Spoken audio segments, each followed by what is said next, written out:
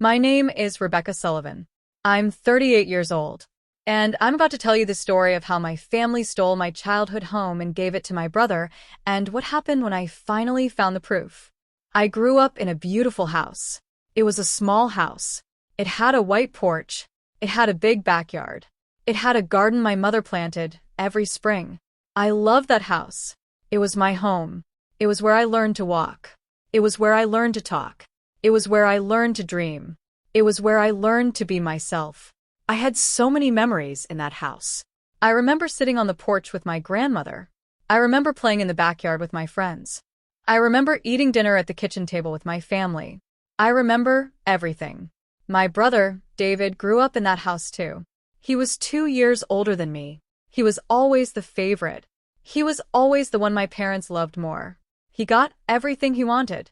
He got new clothes. He got new toys. He got new everything. I got everything he didn't want. I got everything he didn't need. I got everything. I didn't complain.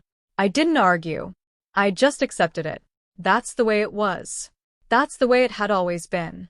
I was 25 years old when my parents decided to move. They said they wanted to downsize. They said they wanted to travel. They said they wanted to enjoy their retirement. They called me into the kitchen. They sat me down. My mother said, "Rebecca, we have something to tell you. We're selling the house. We're moving to Florida. We want to enjoy our retirement." I was shocked. I said, "Mom, this is our home. This is where we grew up. This is where our family started. How can you sell it?" My mother said, "Rebecca, we're getting older. We don't need this big house anymore. We want to travel. We want to enjoy our lives. We want to be free." My father said, "Rebecca, your mother and I have been thinking about this for a long time. We've decided this is what's best for us." I said, "But what about the memories? What about everything we've shared in this house? How can you just throw it away?" My mother said, "Rebecca, you're being dramatic. It's just a house. It's just walls. It's just a building. We can make new memories somewhere else." I couldn't believe what I was hearing. I couldn't believe they were throwing away our home. I couldn't believe they didn't care. They sold the house. They sold it to a developer. They got $400,000 for it. They gave the money to my brother. They said, "David needs it more than you. He has children. He has a family. He needs the money to give them a good life." My mother said, "Rebecca, you'll figure it out. You always do. You're independent. You're strong. You don't need the money. You'll be fine." I was devastated. I was hurt. I was angry. I said, "Mom, that's not fair. I grew up in that house too. I have memories too. I have feelings too. Why does David get everything? Why do I get nothing?" My mother said, "Rebecca, you're being selfish. You're thinking only about yourself. David needs this money. He has children. He has a family. You don't." I said, "Mom, I have a family too. I have a husband. I have a future. I have dreams. I have plans. Why don't I matter?" My mother said, "Rebecca, you matter. But David needs this more. He needs it more than you. You'll understand one day." I was 25 years old. I had nothing. I had no home. I had no money. I had no future. I had nothing. I moved away. I started a new life. I got a new job. I met someone. I got married. I had a family. I built a new life. I built a new future. I built a new home. But I never forgot the house. I never forgot my childhood home.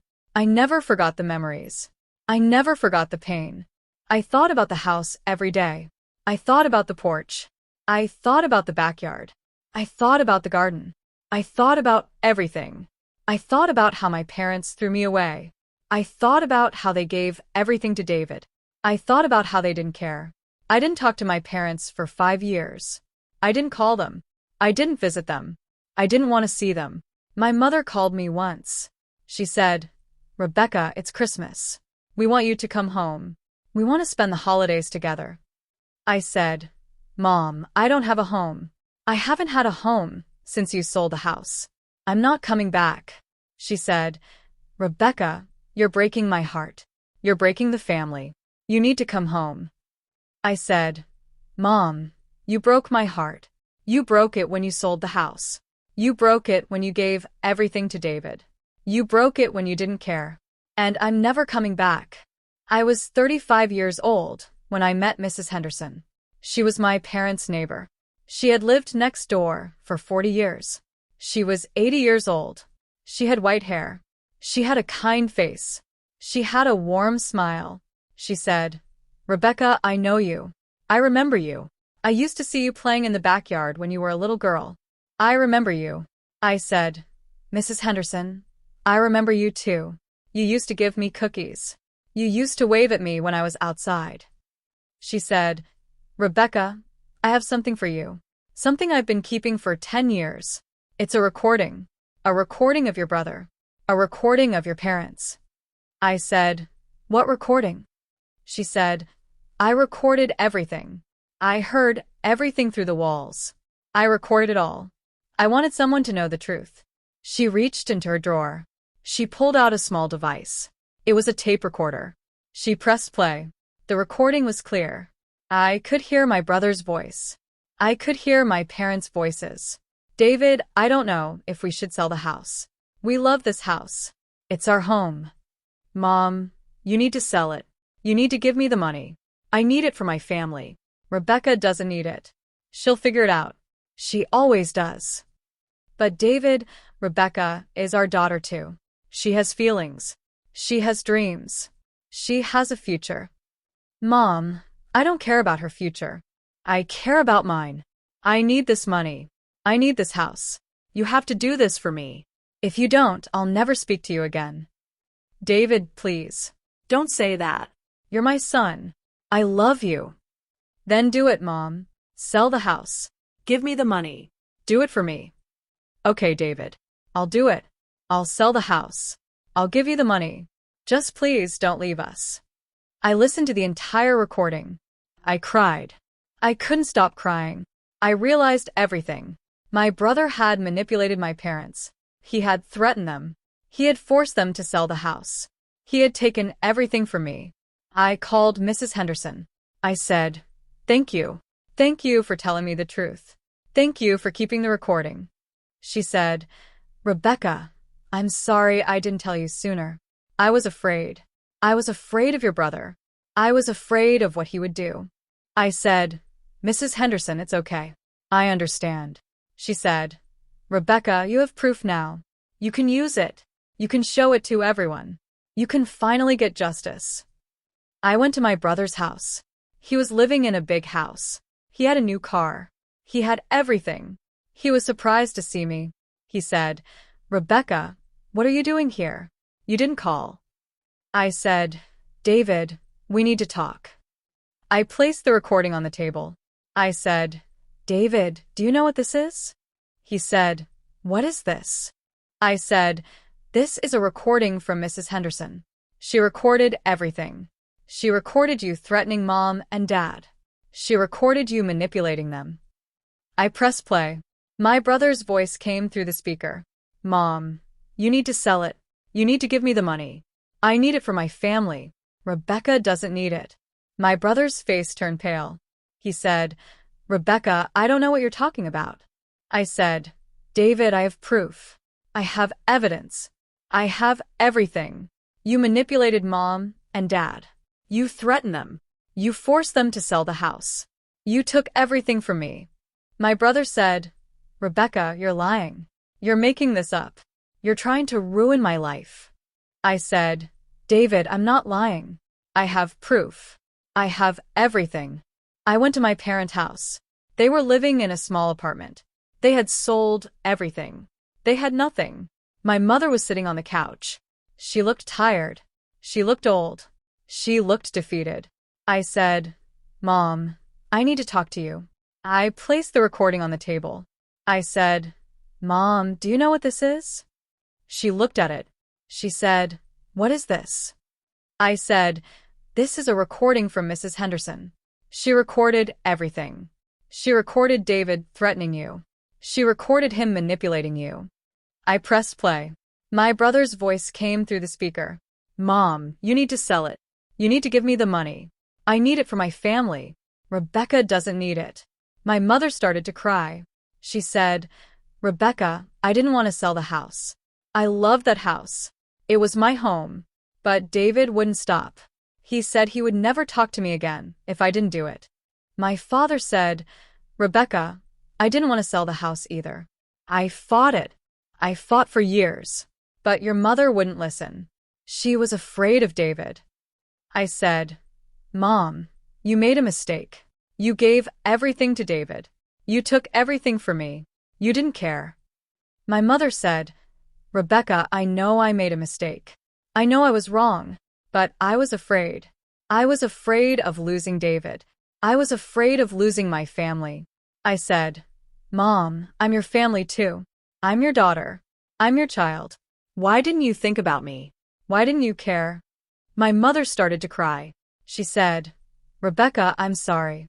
I made a mistake. I was wrong. I should have been a better mother. I didn't talk to my brother for 2 years. I didn't call him. I didn't visit him. I didn't want to see him. My brother called me once. He said, Rebecca, I'm sorry. I know I made a mistake. I know I was wrong. I should have been a better brother. I said, David, you manipulated our parents. You threatened them. You forced them to sell the house. You took everything from me. And you didn't even care. He said, Rebecca, I was desperate. I needed the money. I needed to provide for my family. I didn't know what else to do. I said, David, you could have asked. You could have talked to me. You could have found another way. But you didn't. You just took. You just manipulated. You just destroyed everything. He said, Rebecca, I'm sorry. Please. Please forgive me. Please give me another chance. I said, David, I can't forgive you. I can't give you another chance. I can't pretend like this didn't happen. You took everything from me. You took my childhood home. You took my memories. You took my happiness. And you didn't even care. I moved on. I built a life. I found happiness. I found peace. I bought a new house. It wasn't my childhood home. It wasn't the house I grew up in. But it was mine. It was my home. It was my future. I still think about the childhood home sometimes. I still think about the porch. I still think about the backyard. I still think about the garden. I still think about everything. But I don't dwell on it. I don't let it define me. I don't let it control me. I learned something from all of this. I learned that family is not about blood. Family is about love. Family is about support. Family is about being there for each other. My parents were not my family. They were just people I happened to be related to. My real family is the people who believed in me, the people who supported me, the people who loved me, the people who saw me. If you've ever lost something you loved because your family didn't care, I want you to hear something. You didn't deserve what happened to you. You didn't deserve to be used. You didn't deserve to be manipulated. You didn't deserve to be taken advantage of. You deserve to be seen. You deserve to be heard. You deserve to be believed. You deserve to be loved. My name is Rebecca Sullivan. I'm 38 years old. I lost my childhood home because my family didn't care. And I'm still standing. If this story made you feel something, drop a comment below. Tell me the word that describes what you feel. Share this video with someone who needs to hear they're not alone. Subscribe for more stories like this. Thank you for listening to mine.